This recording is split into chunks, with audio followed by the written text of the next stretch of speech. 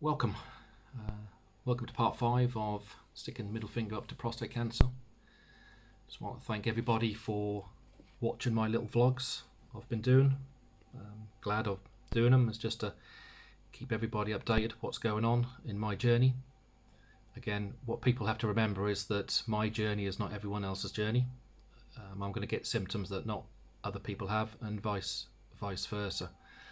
So before I start, I just want to say a big thanks to some people, obviously family and close friends, but people who I don't see on a regular basis, who often message me for their support, is Anne Elton and Mr. B, always message me.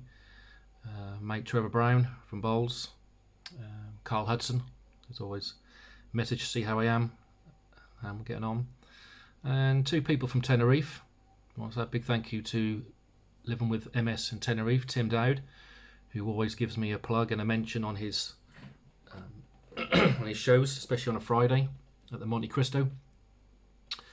And just Rick Cosgrave, who again, he has his own channel, who always gives me a little plug to get people to come over just to see my journey and just try and raise the awareness of prostate cancer.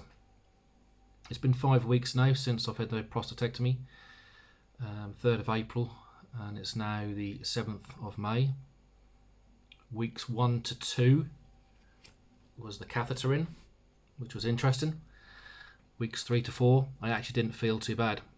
It's just, again, regaining the incontinence, and we thought we were getting there, but week 5 has been a little bit different this week. Been back to work, and I must admit the incontinence part, which I thought I'd got away with, has returned.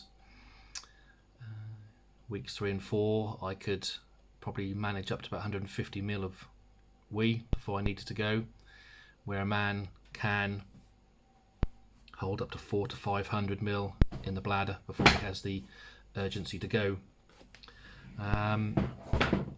This week, no, I've probably been at the toilet probably 10-15 times a day, and probably only holding 40 to 50 ml.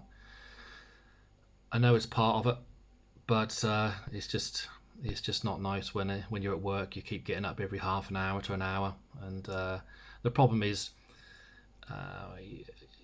obviously people tell you to drink. Surgeons and doctors and nurses said you must drink. As soon as you drink, for me it feels like it's going straight down and you have the urgency to go again, and you try and hold it back and then sometimes you have to go, and then when you go, it's just no more than a 1-2 second wee, and that's it, and then the process starts again. I'm quite lucky at work, where I do work mainly office based, and I can get to the toilet. So some people who are of working age probably will have a bigger problem than me. Again, as I say, if that's my only trouble after surgery, then I'll take that. But hopefully the muscles will start retraining and rebuilding, and so I've done a lot of research into it, and I understand which certain sphincter muscles have been taken away, and it's very, very common in men after surgery of having these problems, so I'm not too overly worried. What I did want to make sure that it wasn't just a urine infection, so on Friday I messaged the doctor, who asked me to come in and do a wee sample, but because it was late in the day, he couldn't send it away for any growth to see what the problem was. He did say that there was still some blood and protein in the wee, and he gave me a little course of antibiotics to try and kill off anything, and was basically just hoping I had an infection rather than the incontinent side. So we've been taking them since Friday, and today is Sunday morning, and if I went to the toilet 15 times on Friday, yesterday I probably only went 8 or 9, and probably do hold a little bit more, to be honest. But again, it's a different environment. I'm not at work, I'm not sitting up straight in a chair where the pressure's on my bladder.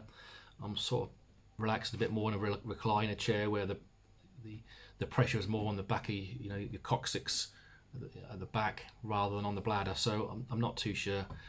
So we'll have to wait and see till Tuesday to see if it carries on. He did say if it carries on, then I need to go back and they need to send it away to see exactly where the bacteria is coming in.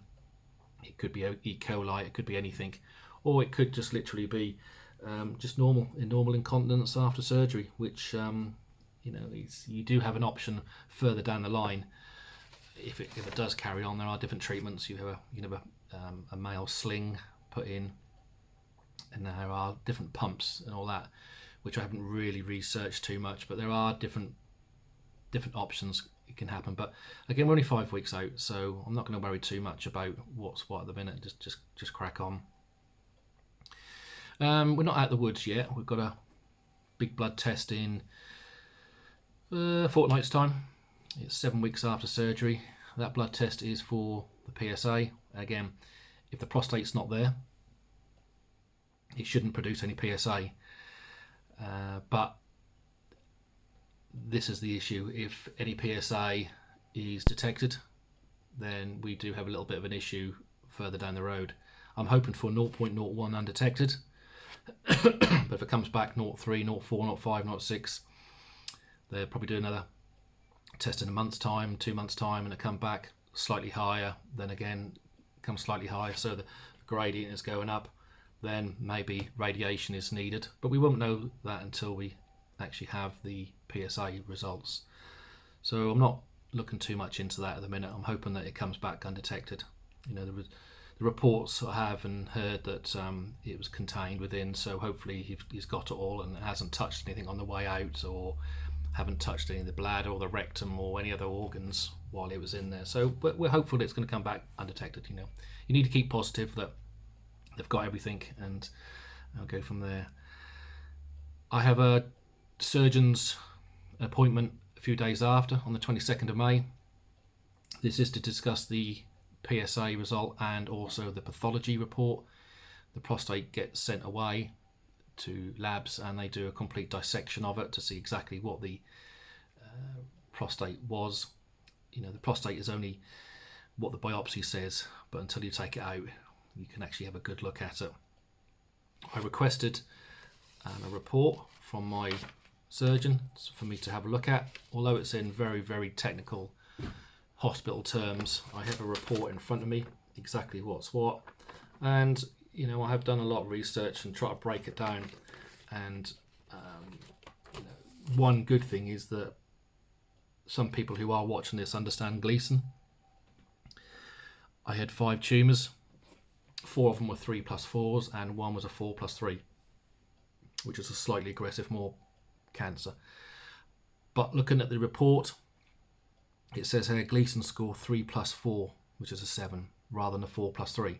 I don't want to go into it, but hopefully if my tumours were 3+4, then it's been downgraded from a 4+3. So that's good, one good thing. But again, I'm not a surgeon. I don't exactly know how to read all this properly, but it doesn't look too bad. The only thing that I can pick up on is that one of the tumours, if your prostate is this, it's about the size of a walnut. Some were found on both sides, but there was one found right on the side here. Now, reading into it, I think that it hasn't burst out. What sometimes happens is if that tumour on the side here just opens and bursts, it then goes into your lymph nodes, it then goes into your bones, and then it becomes difficult to treat. I think what's happened is the tumour's right against the side there, against the wall.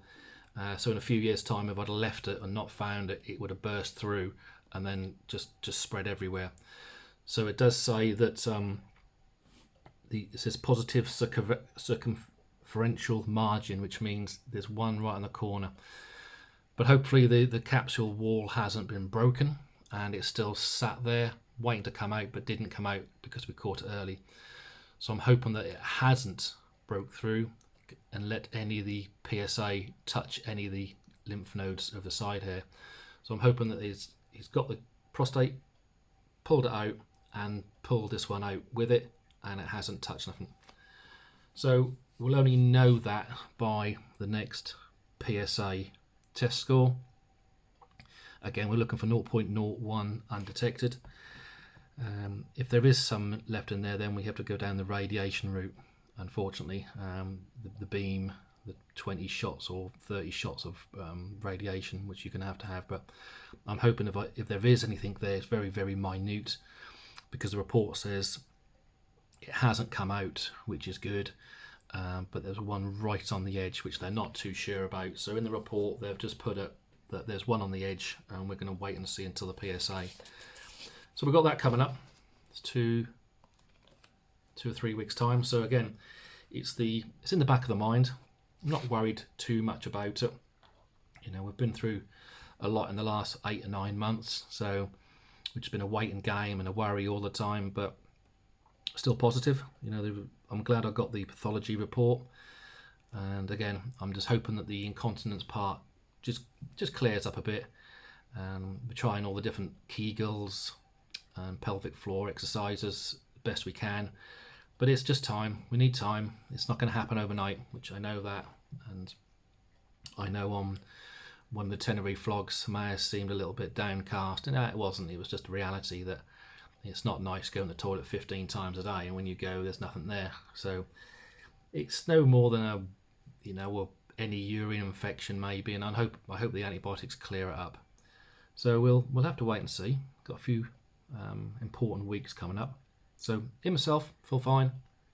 I've always felt fine. You know, always been a 8, 9 out of 10 after surgery. So we feel good. It's just retraining, relearning, and let things just heal by themselves. So all in all, very good. Again, thanks to everybody for watching. All those friends I have at work, any of my bowls friends around the country.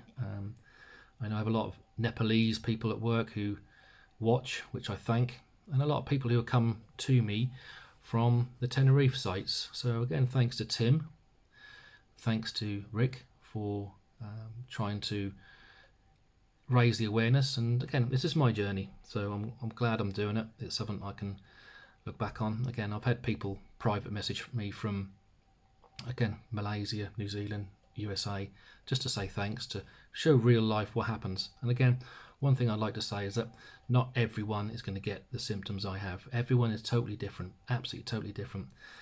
I know my mate Jeff Wilcox, who had the surgery at the same time as me, his symptoms were totally different to mine. So it all depends. We're all different, and we've all just got to tackle it different. So again, if I can get away with just having a bit of incontinence and going to the toilet a little bit more, and I'll take that. And hopefully a few months down the line it'll cure itself, or we can have a little surgery to get that sorted. So again, thanks very much all for watching, and I'll see you again in 2 or 3 weeks time. I'll probably do one after the surgeon and the PSA, so we can just see where we are, and life moves on. So thanks very much for watching, and we'll see you again.